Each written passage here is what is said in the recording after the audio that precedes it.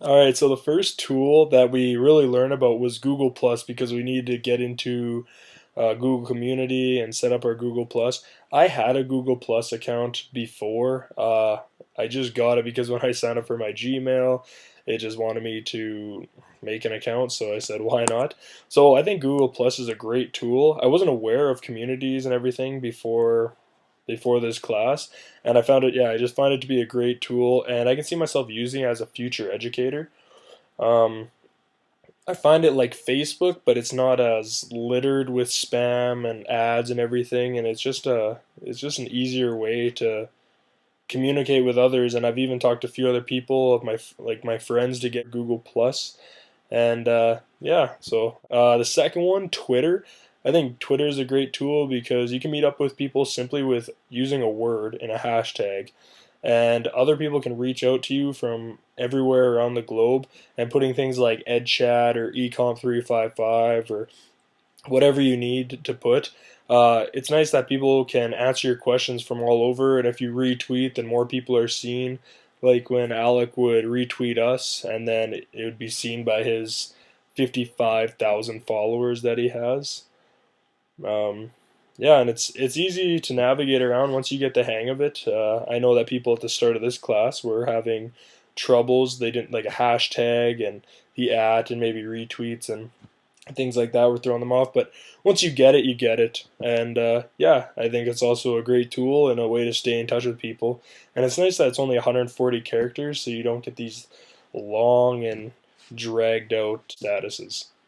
Live binders is the third tool that I found useful, and the first time I heard about it actually, I did it for one of my tech tasks, and I thought it was cool because it incorporated a lot of other tools like such as Google Docs and Poll Everywhere, things like that that you could put right into it and you could share with other people. There was tabs and things like that.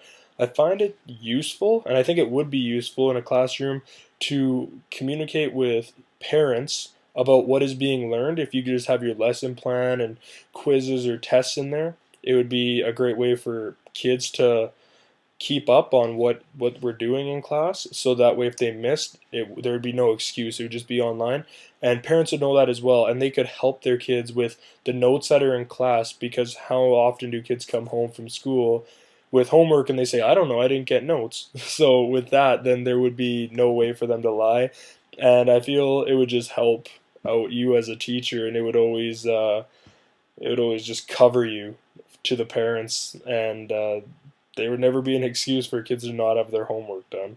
Fourth tool I chose was YouTube. I think YouTube's been used by everybody before, but I never used YouTube as a tool. I used it as some place to go for entertainment. I would find like funny videos, comedy, things like that, and just videos I could send to my friends for a laugh. But I think since this class, I found it more educational. You can find educational things, such as you can find a lot of TED Talks on there, which I was aware of before, but I never watched consistently. And subscribing to those and just other people have made me realize that YouTube is, it's not just meaningless videos on there for a good laugh, but it has knowledgeable stuff on there that can help you with your profession. And there's also, it's explained in many different ways on there, like some of the curriculum and material. And it's a helpful tool to have students watch, and they can learn at their own pace. And that's something that,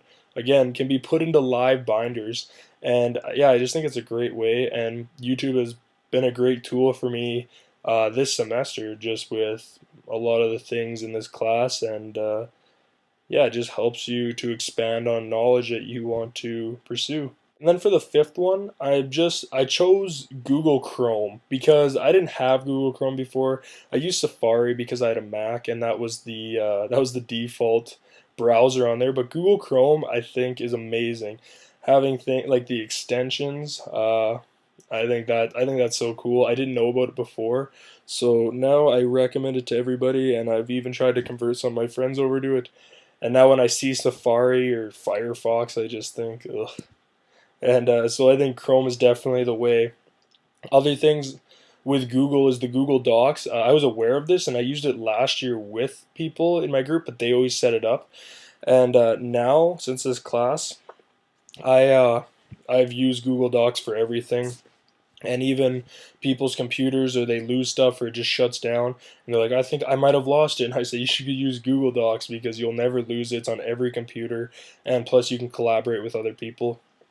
Google Hangouts is another one I wasn't aware of at all before, and so I think it's a cool way that you can communicate with people, and having up to 10 people in there and sharing a document. I've used it this semester with groups that I've been in, and yeah. So throughout this class, I've learned a lot of great resources, and it's really made me think of technology in a different way. And throughout my whole 4 years here, I've just been told use technology. It's great if you know technology, but technology has never been taught to me in such a way. The blogs, I think that's a great thing, and seeing other people do great things with the blogs, I think that's something you can have your students do, and it's a great way to keep make their portfolio for them, and parents and you and themselves can see how they progress throughout the year, and they can set goals on their blog, and then it's always there and it's always just written in stone. And I think blogs are fantastic. This whole class has just made me think of technology in a new way, in a different way, and I can take it with me. There's a lot of resources, so I just hope I can keep them all on a Google Doc so I can come back and use them at different times, because I think there's a lot of reliable resources that could aid in the classroom in the future. And I think I have a better grasp of how to use technology in the classroom, hopefully, and help my students to progress in the future with their technology. And future is only going to get more advanced, and there's only going to be better stuff, and Google's going to release more things. But I think Google is a great starting point for any classroom and any starting teacher, really. And I will highly recommend it. And I hope when I get into a school, maybe I can help some other staff members that maybe don't have as much knowledge to pursue a classroom with technology as an aid using some of these resources. So I thank Alec a ton, and yeah, thanks for watching and listening.